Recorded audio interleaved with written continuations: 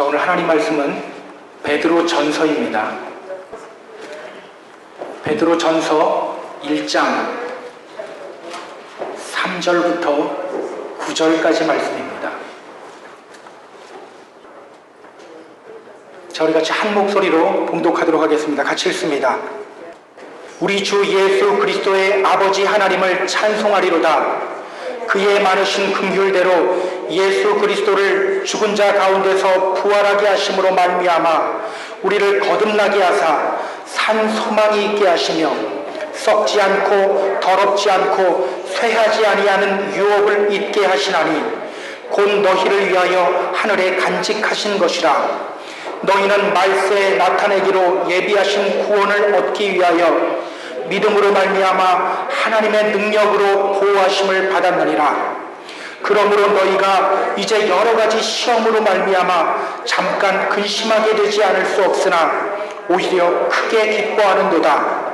너희 믿음의 확실함은 불로 연단하여도 없어질 금보다 더 귀하여 예수 그리스도께서 나타나실 때 칭찬과 영광과 존귀를 얻게 할 것이니라. 예수를 너희가 보지 못하였으나 사랑하는도다. 이제도 보지 못하나 믿고 말할 수 없는 영광스러운 즐거움으로 기뻐하니 믿음의 결국 곧 영혼의 구원을 받음이라. 아멘. 어느 날 아침 아빠와 3살 된 딸의 대화 내용입니다. 아침에 눈을 뜬 딸이 아빠에게 물어요. 아빠, TV 봐도 돼요? 안 돼. 왜요? 아직 아침이야. 일어나자마자 TV 보면 안 돼. 왜 안 돼요? 아침부터 TV 보면 바보 돼. 너 바보 되고 싶어? 왜 바보 돼요? TV는 말이야, 바보 상자야. 때문에 많이 보면 바보가 되는 거야. 왜 바보 상자예요? 아빠는 순간 손해보는 기분이 듭니다. 자신이 계속해서 이야기해도 돌아오는 거는 왜요예요.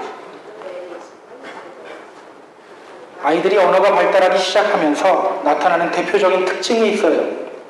바로 왜요라는 질문을 던지는 겁니다.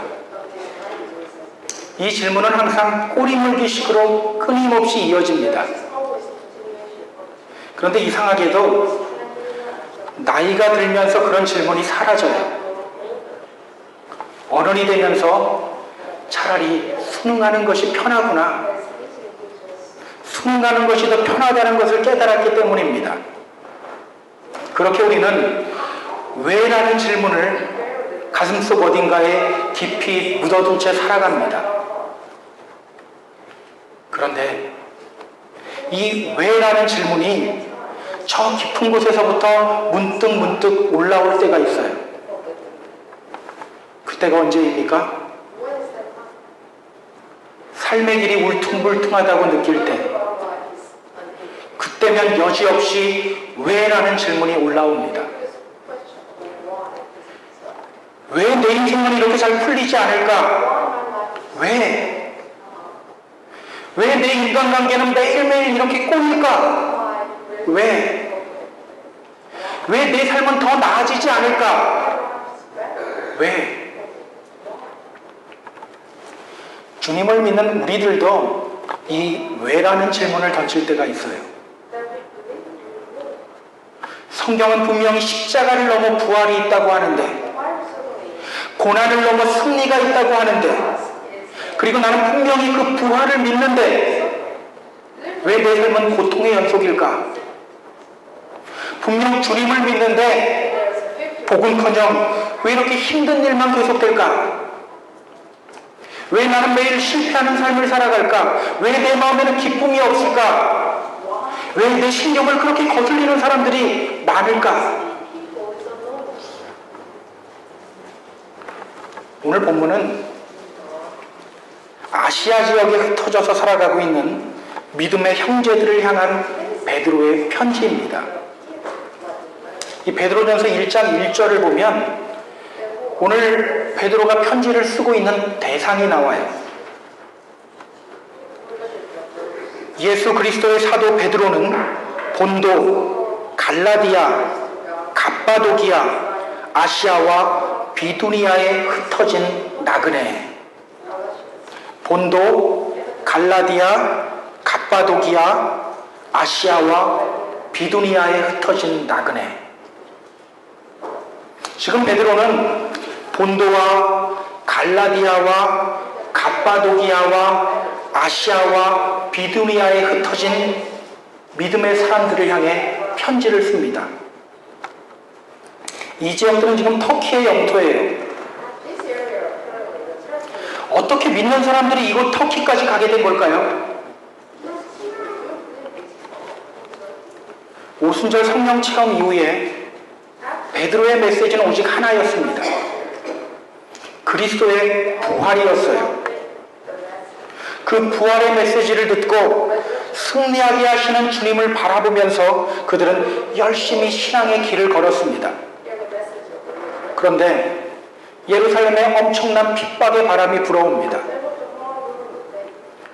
스데반을 죽인 유대인들이 그 핍박의 칼을 교회를 향하여 겨눕니다.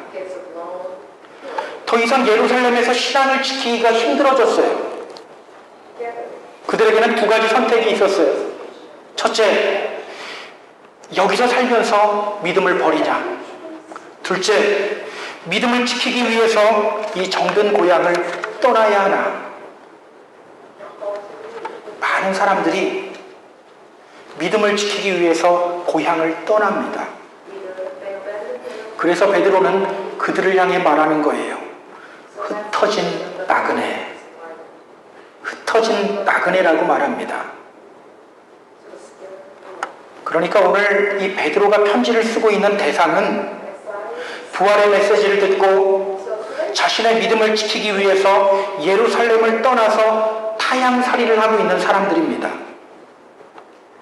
부활신앙 때문에 자신의 집과 재산을 버린 사람들이에요.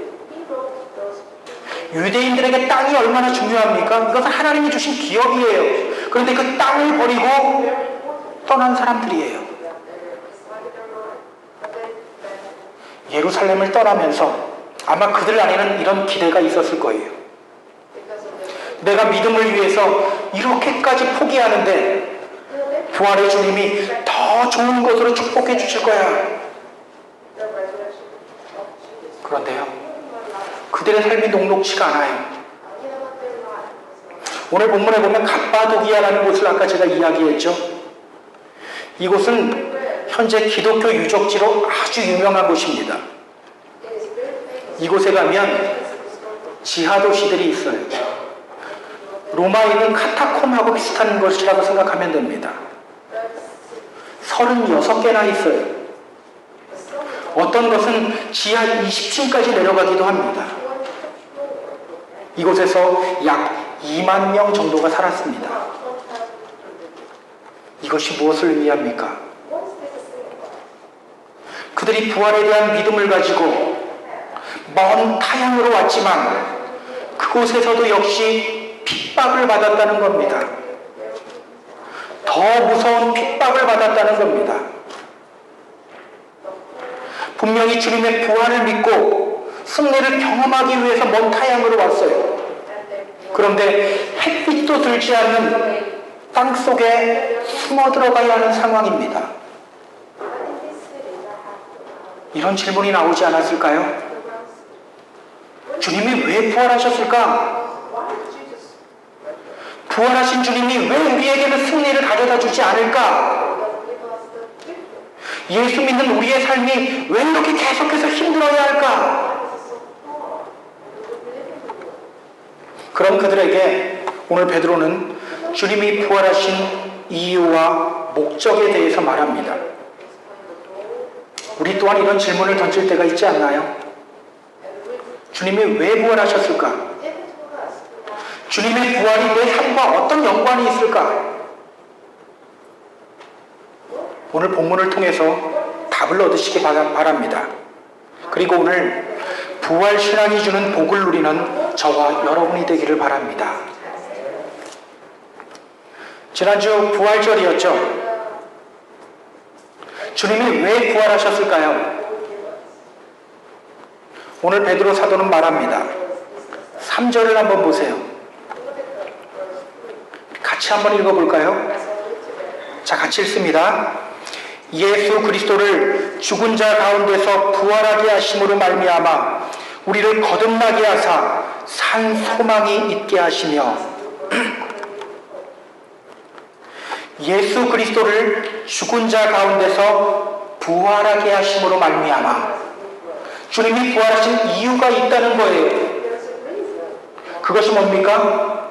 우리를 거듭나게 하사 산 소망이 있게 하시며 우리를 거듭나게 하사 산 소망이 있게 하시며 우리에게 산 소망을 주시기 위해서 부활은요 무대 위에서 마술사가 짜잔 하면서 신기한 일을 보여주는 것과 같은 이벤트가 아니에요. 우리에게 산 소망을 주시기 위해서 주님이 부활하셨다는 겁니다. 그러면 주님을 믿는 우리들은 무엇을 가져야 합니까? 산 소망. 오늘 우리는 이 산 소망에 집중해야 합니다. 산 소망. 영어 성경은요 이것을 A living hope라고 표현합니다. 살아있는 소망. 죽은 소망이 아닌 살아있는 소망. 근데 여러분, 죽은 소망도 있습니까? 소망은 원래 살아있는 거 아닙니까? 그런데 베드로는 굳이 산 소망, 살아있는 소망이라고 표현합니다. 왜일까요? 1957년 미국의 존 호킨스 대학에서 이런 실험 하나가 진행되었어요. 연구 책임자였던 존 리터라고 하는 교수는 기다란 플라스틱 병에 실험용 쥐 한 마리를 넣고 물을 넣습니다. 물이 점점 차올라서 헤엄을 쳐야 하는 상황에서 쥐가 얼마나 오래 버티는지를 관찰하는 실험이었어요. 그 결과 어떤 쥐는 15분 만에 물속으로 잠깁니다.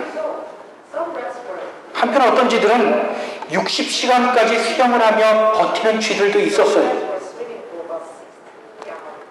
그는 질문을 던져요. 왜 어떤 쥐는 60시간을 버티고 어떤 쥐는 15분밖에 버티지 못했을까? 분명 수영 실력은 아닐 텐데 타고난 체력 때문일까? 뭔가 다른 이유가 있지는 않을까? 혹시 삶의 의지 같은 것이 작동하고 있었던 건 아닐까? 이 질문에 대한 답을 얻기 위해서 이 연구팀은 다른 쥐들을 대상으로 변형된 실험을 합니다. 쥐들이 헤엄치면서 안간힘을 쓰다가 마지막 포기하려고 하는 그 순간 쥐를 꺼내주는 거예요. 그렇게 몇 차례를 반복합니다. 그렇게 쥐에게 포기하지 않으면 살아남을 수 있다는 희망을 준 거예요. 그리고 그 쥐들에게 처음 했던 실험을 다시 실행해요. 그런데 놀라운 일이 벌어져요. 모든 쥐가 평균 60시간을 버팁니다. 어떤 쥐도 15분 만에 포기하지 않았어요. 원래부터 약해 보였던 쥐도 건강한 쥐 못지않은 저력을 보여줬어요. 이 실험으로 그는 발견합니다. 아, 이것이 바로 희망의 저력이구나. 이것이 바로 희망의 저력이구나. 이 실험을 예로 들면서 사람들은 말해요. 희망을 가져야 합니다. 희망을 가져야 힘을 발휘합니다. 그런데 여러분, 저는 이 실험을 보면서 이런 생각을 했어요. 결국 그 쥐들 다 죽었는데 자신이 결국 죽는지도 모르고 살 수 있다는 헛된 희망 속에서 안간힘만 쓰다가 죽었는데 결국 더 고생하다가 죽은 거잖아요. 어차피 안 되는 거 희망 갖고 좀 버틴다고 무슨 유익이 있을까? 여러분, 제가 원래 이렇게 부정적인 사람은 아닙니다. 여러분, 희망 고문이라는 말 들어보셨어요? 희망 고문. 안 되는 거 가지고 희망만 갖게 해서 결국은 더 힘만 쓰게 하다가 좌절하게 하는 것, 이것을 희망 고문이라고 해요.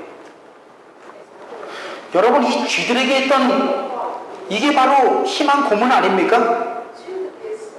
이것이 바로 헛된 희망이에요. 이 세상이 말하는 희망, 이 세상이 말하는 긍정의 힘, 여러분 모두 다 희망 고문입니다. 헛된 희망이에요. 성공한 몇 사람들이 강연회를 열고 젊은이들을 초대합니다. 그리고 말해요. 여러분 꿈을 가져야 합니다. 그 꿈이 여러분을 성공으로 인도할 겁니다. 그러나 실제로 그들이 말하는 그 성공이라는 테두리 안에 들어오는 사람은 몇 사람 되지 않아요. 대부분의 사람들이 희망을 갖고 같이 뛰어가는데 그 희망이라는, 그 성공이라는 테두리 안에 들어오는 사람들은 한정되어 있다는 거예요. 많은 사람들에게 그 희망은 희망 고문이라는 거예요. 우리가 가져야 할 소망은 그런 죽은 소망이 아닙니다. 살아있는 소망입니다. 주님의 부활이 우리에게 살아있는 소망을 줍니다. 희망 고문이 아니에요. 헛된 희망이 아닙니다. 정말 살아있는 소망입니다. 그렇다면 우리가 품어야 할 산소망, 살아있는 소망, 이것이 구체적으로 무엇일까요? 5절을 한번 보세요. 너희는 말세에 나타내기로 예비하신 구원을 얻기 위하여 믿음으로 말미암아 하나님의 능력으로 보호하심을 받았느니라. 너희는 말세에 나타내기로 예비하신 구원을 얻기 위하여. 우리가 품어야 할 살아있는 소망이 무엇입니까? 구원, salvation. 지금 베드로는 핍박을 받으며 힘들게 믿음을 지키며 살아가는 그 초대 그리스도인들을 향해 말하는 겁니다. 구원을 생각하라. 주님의 구원을 생각하라. 여러분 기억하시기 바랍니다. 삶이 나를 속이고 힘들게 할 때 우리에게는 왜라는 질문이 나와요. 그때 우리는 구원을 바라보아야 합니다. 이 세상은 나 혼자뿐이라는 생각이 들 때 우리는 왜라고 질문해요. 바로 그 순간 우리는 우리와 함께 하시며 우리를 구원해 주시는 그 주님을 기억해야 합니다. 인간관계 속에서 너무나도 힘이 들 때 우리는 이렇게 외칠 수 있어야 합니다. 나에게는 살아있는 소망이 있어. 나는 구원받은 사람이야. 주님이 내 삶에 함께 하시고 계셔. 하박국 선지자는 고백합니다. 창자가 흔들리고 입술이 떨리고 뼈가 썩어 들어가는 그 고통 속에서 그는 외칩니다.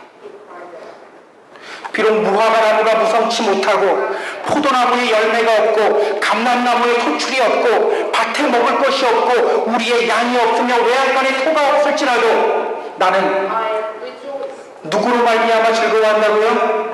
여호와로 말미암아 즐거워하며 구원의 하나님으로 말미암아 기뻐하리로다. 나는 여호와로 말미암아 즐거워하며 구원의 하나님으로 말미암아 기뻐하리로다. 바로 이 고백이 우리의 고백이 되어야 한다는 겁니다. 여러분 기억하세요. 주님이 주시는 구원은요, 누구도 흔들 수 없는 구원이에요. 주님이 주시는 구원은 누구도 흔들 수가 없는 구원입니다. 베드로전서 1장 23절은 말이에요. 조금 더 가면 이렇게 이야기하고 있어요. 너희가 거듭난 것은 썩어질 씨로 된 것이 아니요 썩지 아니하는 씨로 된 것이니. 우리가 거듭난 것, 우리가 구원받은 것이 어떤 씨로 된 것이라고요? 썩어질 씨로 된 것이 아니라고 합니다. 우리가 받은 구원은요, 썩는 것이 아니에요. 또 우리를 향한 하나님의 사랑은요, 어느 것도 갈라놓을 수가 없어요. 로마서 8장 35절은 말해요. 누가 우리를 그리스도의 사랑에서 끊으리요? 누가 우리를 그리스도의 사랑에서 끊으리요? 환난이나 곤고나 박해나 기근이나 적신이나 위험이나 칼이랴. 누구도 우리를 그리스도의 사랑에서 끊을 수 없다고 말합니다. 오늘 보면 4절에서도 베드로는 말하죠. 썩지 않고 더럽지 않고 쇠하지 아니하는 유업을 잊게 하시나니 곧 너희를 위하여 하늘에 간직하신 것이라. 여러분, 부활신앙으로 인하여 얻게 되는 구원은요, 썩지 않는 겁니다. 더럽지 않은 겁니다. 쇠하지 않은 겁니다. 그런 구원을 받았다는 사실을 가슴속 깊이 품으시기 바랍니다. 힘들 때마다 항상 떠올리세요. 왜? 라는 질문이 나올 때마다 떠올리는 겁니다. 나는 구원받은 사람이야. 주님이 나를 구원하셨어. 사실 오늘 본문 4절을 이 원어 성경으로 읽어보면 굉장히 재미있어요. 원어 성경은 이렇게 말합니다. 한번 잘 들어보세요. 아프트 하르토스 카이 아미안토스 카이 아마란토스. 카이는요, 그리고라는 말이에요. 아프트 하르토스 카이 아미안토스 카이 아마란토스. 지금 베드로는 이 살아있는 소망을 소개하기 위해서 우리가 3가지 단어를 이야기해요. 아프트 하르토스, 아미안토스, 아마란토스. 아프트 하르토스, 네버 페리시라는 뜻이에요. 우리가 구원에 대한 소망을 품을 때 절대 황폐해지지 않는다는 겁니다. 우리가 구원에 대한 확신을 품을 때 우리의 믿음이 절대 죽지 않는다는 거예요. 소멸하지 않는다는 겁니다. 아미안토스, 영어 성경은 이것을 never spoil이라고 표현해요. 우리가 구원에 대한 소망을 품을 때 하나님 앞에서 망나니가 되지 않는다는 거예요. 아마란토스, never fade. 우리가 구원에 대한 소망을 품을 때 우리 믿음의 색이 바래거나 흐릿해지지 않는다는 겁니다. 그런데 여러분, 발음이 3개가 다 비슷하죠. 아프타르토스, 아미안토스, 아마란토스. 마치 힙합하는 사람들이 라임을 넣는 것과 같이 비슷해요. 지금 베드로는요, 이 비슷한 3 단어를 사용하면서 살아있는 소망, 구원을 기억해야 할 것을 강조하고 또 강조하고 있는 거예요. 여러분, 이 세상은 너무나도 악합니다. 페리시, 우리를 멸망하게 하고 타락하게 만들어버려요. 스포일, 우리를 하나님 앞에 버릇없는 아이처럼 만들어버려요. 페이드, 그리스도인으로서 띄어야 될 색깔을 띄지 못하게 만들어버려요. 자꾸 그 색을 바라게 만들어버립니다. 이러한 세상에서 우리가 품어야 할 것, 바로 우리의 구원입니다. 무엇보다 중요한 것이 바로 우리의 구원입니다. 그것을 바라보며 포기하지 않고 달려가야 할 길을 끝까지 달려가는 저와 여러분이 되기를 주님의 이름으로 부탁드립니다. 여러분, 구원 받았습니까? 구원의 확신이 있으세요? 저는 가끔 이런 생각이 들어요. 나는 분명히 구원의 확신이 있는데 그것이 진짜가 아니라면 어떡하지? 하나님 앞에 섰을 때 나는 당연히 오른쪽으로, 난 당연히 구원받은 자리 쪽으로 갈 거라고 생각하고 있었는데 주님이 그러는 거예요. 야, 염소, 너 왼쪽으로 가. 너 구원받지 않았어? 이러면 굉장히 황당하기도 하고 부끄러울 것 같아요. 우리가 가진 구원, 우리가 가진 구원의 확신이 진짜인지 어떻게 알 수 있을까요? 여러분, 어떻게 알 수 있을까요? 그냥 굳건히 믿으면 구원 받은 걸까요? 오늘 베드로는요, 살아있는 소망을 품은 사람들에게 나타나는 증상에 대해서 설명을 합니다. 6절, 7절, 8절이에요. 그러므로 너희가 이제 여러 가지 시험으로 말미암아 잠깐 근심하게 되지 않을 수 없으나 오히려 크게 기뻐하는도다. 너희 믿음의 확실함은 불로 연단하여도 없어질 금보다 더 귀하여 예수 그리스도께서 나타나실 때 칭찬과 영광과 존귀를 얻게 할 것이니라. 예수를 너희가 보지 못하였으나 사랑하는도다. 이제도 보지 못하나 믿고 말할 수 없는 영광스러운 즐거움으로 기뻐하니. 오늘 우리가 진짜 구원을 받은 사람이라면, 우리가 가진 구원의 확신이 진짜 구원의 확신이라면 그 구원의 확신이 우리를 어떤 삶으로 인도합니까? 기쁨, 말할 수 없는 영광스러운 즐거움. 우리를 어떤 삶으로 인도한다고요? 기뻐하는 삶. 그 기쁨이요, 그냥 기쁨이 아니에요. 말할 수 없는 영광스러운 즐거움이라고 표현하고 있어요. 전혀 근심이 없는 삶을 살게 된다고는 말하지 않아요. 여러 가지 시험으로 잠시 근심할 수는 있지만 그래도 산 소망이 있는 사람, 진짜 구원의 확신이 있는 사람에게는 그 근심을 덮어버리는 더 큰 기쁨이 그 속에서 넘쳐나게 된다는 겁니다. 여기서 우리가 또 주목해야 될 것이 있어요. 크게 기뻐하는도다. 이 말은요, 시제가 직설법 현재형입니다. 기쁨이 넘치는 상태 그 자체를 의미하고 있어요.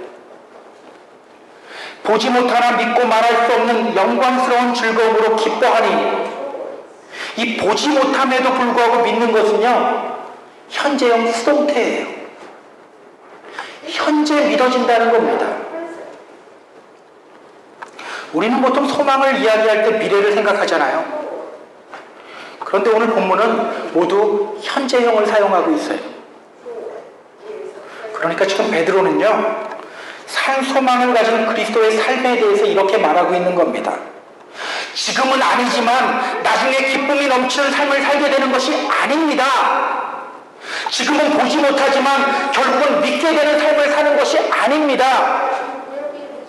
현재 기쁨이 넘치는 삶을 살아가게 되는 것, 현재 믿어지는 삶을 살아가게 되는 것, 그것이 바로 산 소망을 품은 사람들의 삶입니다. 지금 베드로는 미래를 이야기하는 것이 아니에요. 현재를 이야기합니다. 지금 기뻐해야 하고 지금 믿어야 한다고 말합니다. 한 운동선수가 있어요. 이 선수가 어느 날 타임머신을 타고 여행을 하다가 자신의 미래로 갔습니다. 실제로 있었던 일은 아닙니다. 그리고 그 미래에서 자신이 올림픽에서 금메달을 따는 장면을 봅니다. 아, 내가 결국 금메달을 따는구나. 너무 기뻐요. 소망이 생깁니다. 그리고 다시 현재로 돌아왔어요. 그런데 이 선수에게 갑자기 이런 마음이 들어요. 어차피 나는 우승자인데 왜 이렇게 사서 고생을 해야 돼? 어차피 나는 금메달리스트인데. 그렇게 생각하고 나니까 연습하는 시간이 지루해져요. 더 힘들게 느껴집니다. 여러분 생각해 보세요. 이 선수에게 있는 이 소망이, 미래에 대한 소망이 지금 살아있는 소망입니까? 아니에요. 이 선수에게는 그 소망이 죽은 소망이 되어버렸어요. 왜 그렇습니까? 현재의 삶을 엉망으로 만들어 놓기 때문에. 반면 이 선수가 이렇게 행동한다고 한번 가정해 보세요. 금메달이 보장되어 있다고 하니까 그저 훈련이 재밌기만 합니다. 내가 장차 금메달리스트인데 이 정도 훈련 버티지 못하면 말도 안 되지. 이러한 마음으로 훈련에 임해요. 남들은 힘들다고 하는데 이 선수는 아무리 어려운 훈련도 끝까지 잘 버티면서 받아냅니다. 그러면서 기뻐해요. 이럴 때 그 소망이 살아있는 소망이 되는 거예요. 우리가 구원을 받았다고 할지라도, 우리에게 구원의 약속이 있더라도 현재 그 삶을, 구원의 삶을 누리지 못하면 여러분, 그건 죽은 소망이라는 거예요. 진짜 구원의 확신이 아니라는 거예요. 기억하시기 바랍니다. 살아있는 소망이란 미래에 대한 약속이 현재의 삶 속에서도 똑같은 역할을 해야 합니다. 미래에 대한 금메달의 그 보장이 현재의 삶 속에서도 똑같이 나타나야 되는 거예요. 우리 그리스도인들도 마찬가지입니다. 우리가 구원이라는 살아있는 소망을 품을 때 그것이 현재 우리의 삶 속에서도 똑같은 역할을 해야 합니다. 천국 소망이 있기에 현재의 삶이 더 기뻐야 하는 거예요. 남들이 낙심하고 슬퍼할 때 같은 포인트에서 낙심하는 것이 아니에요. 잠시 낙심할 수는 있습니다. 그러나 내 안에 더 큰 기쁨이 자리 잡고 있음을 느껴야 하는 겁니다. 안타까운 것은요, 모두 구원의 확신이 있다고 말해요. 저는 주님을 믿습니다. 믿음으로 구원받는 거 아닙니까? 저는 구원받은 사람입니다. 그런데 정작 구원의 기쁨은 나타나지 않아요. 구원의 기쁨은 표현되지 않아요. 자식이 잘 되거나 갑자기 일이 잘 풀리면 너무 기뻐하고 즐거워합니다.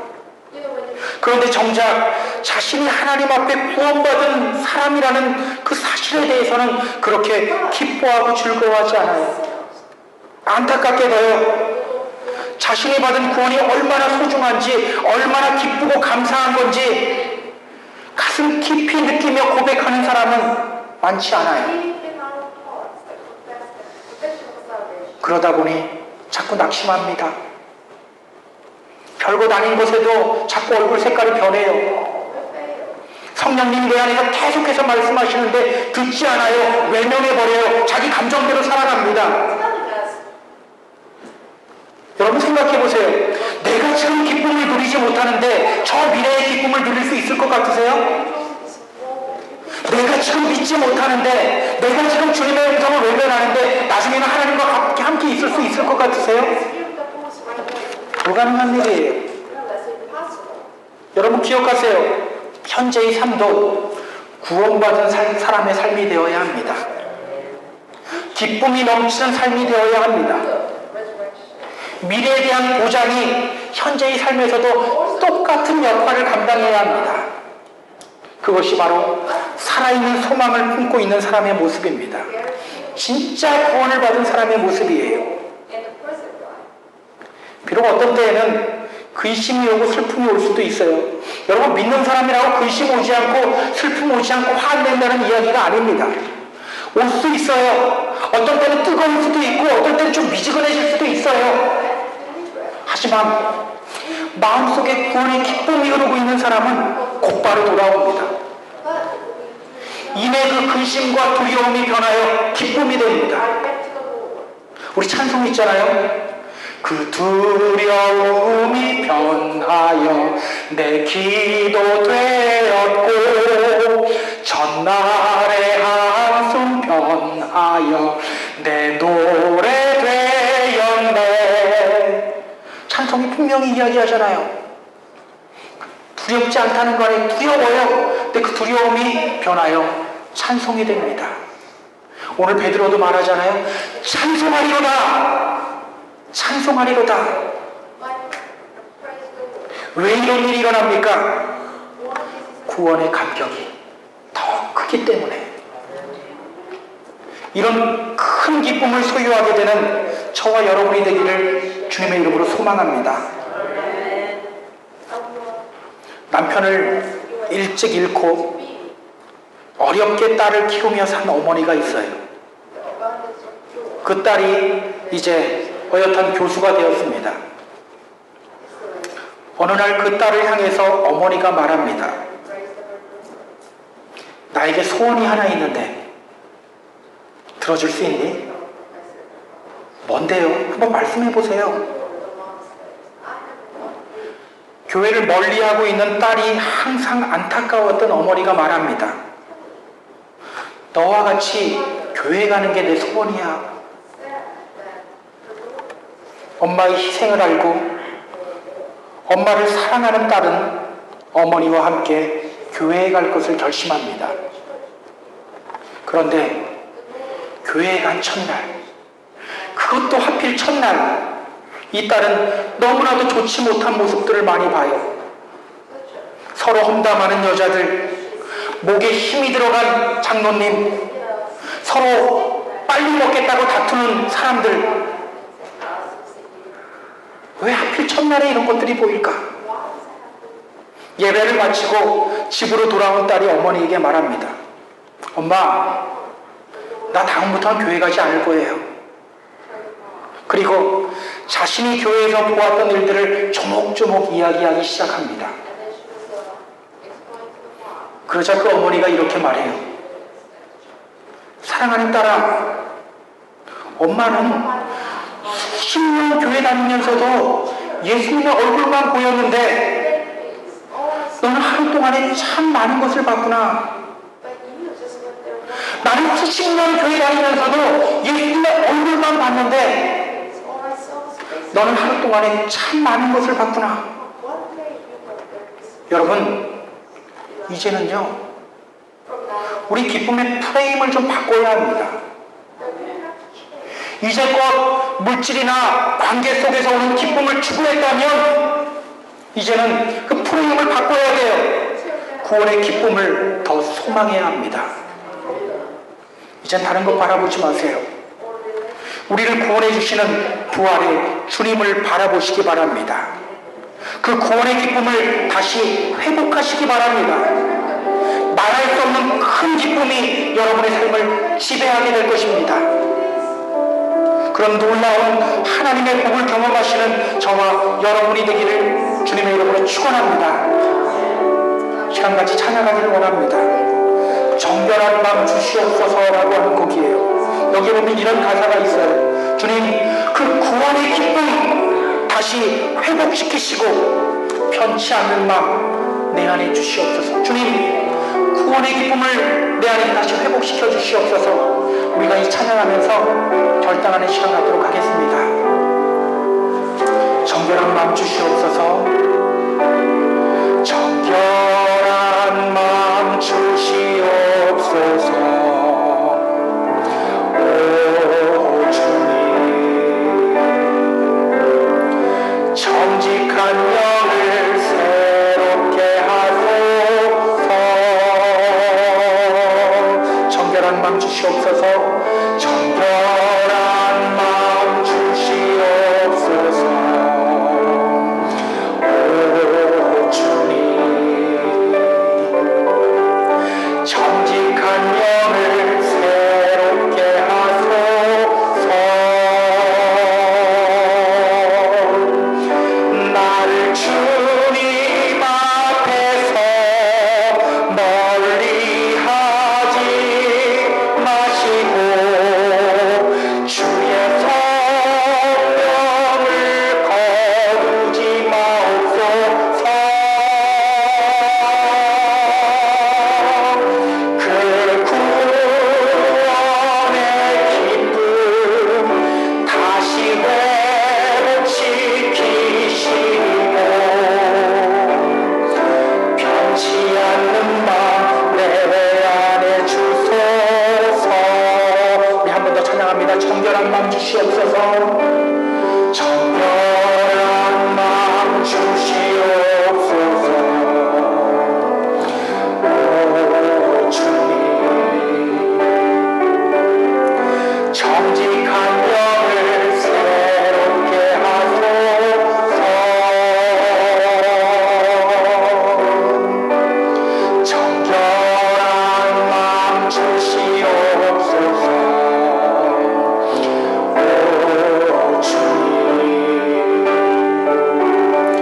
정직한 영을 새롭게 하소서.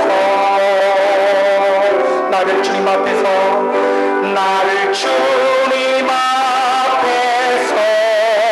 멀리 하지